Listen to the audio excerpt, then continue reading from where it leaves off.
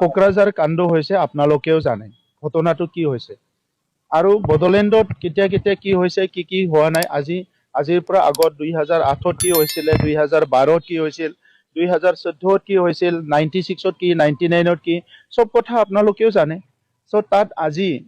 ল এণ্ড অৰ্ডাৰটো কয় যে আমাৰ হাতত নাই ল এণ্ড অৰ্ডাৰটো পুলিচেহে হাতত ৰাখে পুলিচে নিয়ন্ত্ৰণ কৰে ল এণ্ড অৰ্ডাৰটো ইয়াত সামৰিক বাহিনীয়ে ল এণ্ড অৰ্ডাৰটো চায় ৰাজনৈতিক নেতাসকলে নিৰ্দেশে দিয়ে ৰাজনৈতিক নেতাসকলৰ দায়িত্ব হ'ল নিৰ্দেশ দিয়া মুখ্যমন্ত্ৰী ডাঙৰীয়াটো লাঠি লৈ পেলাই AK-47 লৈ পেলাই শান্তি প্ৰতিষ্ঠা কৰিবলৈ নাযায় তেখেতে পলিচিৰ কাম কৰে এতিয়া ইয়াত ময়ো 5 বছৰ দায়িত্বত আছিলো মইতো লাঠি লৈ পেলাই যোৱা নাই ক'ৰবাত কাজিয়া কৰিলে যে বন্ধ কৰ কিবা কৰ বুলি কেনেকাক বা এৰেষ্ট কৰিব লাগে উঠাব লাগে এইটো পুলিচে কৰিব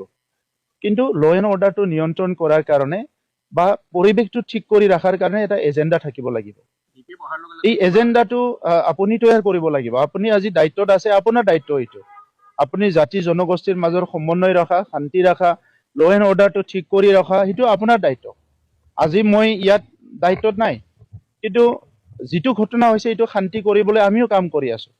আমিও পুলিচ প্ৰশাসনৰ লগত কথা পাতিছো আমিও মানে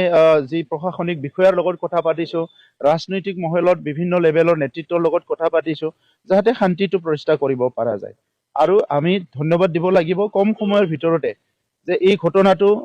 ভগৱানৰ এটা ভাল এটা দৃষ্টি যে ইয়াটো বহুত ডাঙৰ নহল যে একদিনতে যে নিয়ন্ত্ৰণ হ'ল এইটো বহুত ডাঙৰ কথা আমাৰ কাৰণে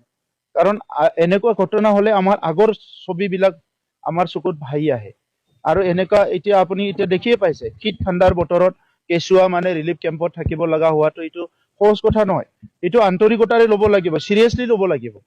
অধিকাৰণে মই কৈছো আৰু সিদিনা মুখ্যমন্ত্ৰী ডাঙৰীয়া বাহিৰত থাকি হলেও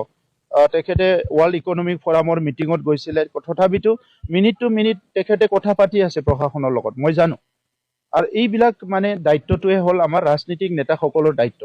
আৰু হিতুকে যদি কোনোবা বেলেগ এজনে কয় মোৰ তাত ল এণ্ড অৰ্ডাৰ নাই তৃতীয় পক্ষ চতুৰ্থ